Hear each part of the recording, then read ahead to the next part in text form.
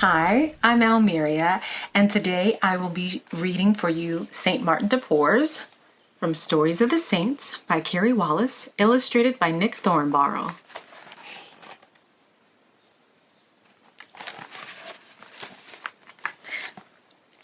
Martin's father was a rich nobleman in Peru during the time when the Spanish first arrived to take over the land. He never married Martin's mother, an African woman who had been freed from slavery. When Martin was only 2 years old, his father abandoned the family.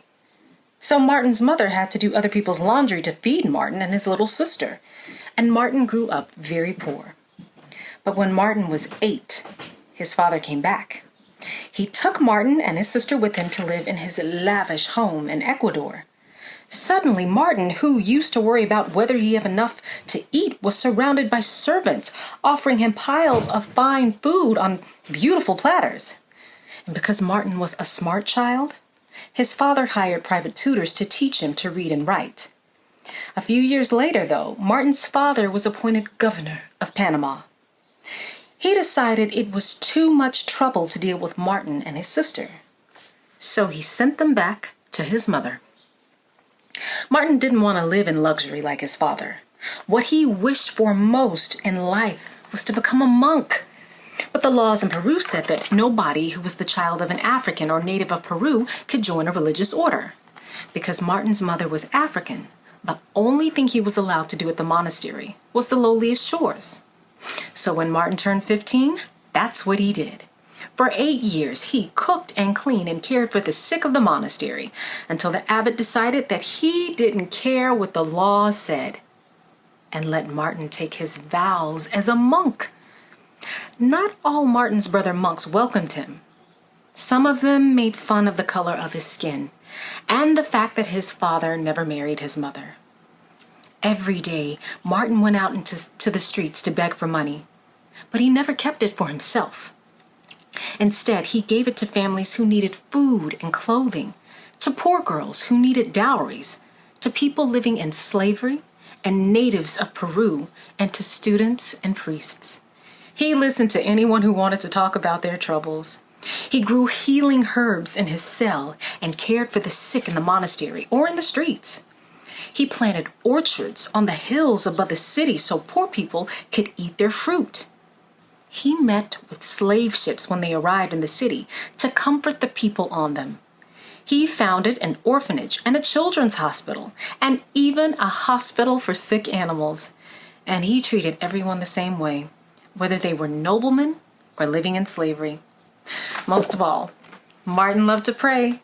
Sometimes when he prayed, he'd rise in the air and his fellow monks would find him suspended there, several feet above the ground. One time while he was praying in church, the step he was kneeling on caught fire. But Martin was so deep in prayer that he had no idea what was happening, even after everyone else started to shout and run around. One day, Martin saw a little mouse in the monastery yard, watching in fear as a dog and cat ate their dinner from the same bowl. But other mice were running all over the monastery, getting into the food and gnawing holes into the monks' robes. "Get some poison," his abbot told Martin. "Put it out and kill those mice." Martin didn't want to disobey his abbot, but he didn't want to hurt the mice. So he got out the poison. But then he called the mice, explained that what the poison was, and offered them a deal. "If you'll stay out of the monastery," he said, "I'll make sure there's always food for you in the yard." Martin's fellow monks watched in amazement as a parade of mice trooped out of the kitchen door into the yard. And from then on, there were no more mice in the monastery. If Martin knew there was an empty room in the monastery, he often brought home a beggar or a sick person and gave it to them. But not all the other monks liked finding the sick and poor in their rooms.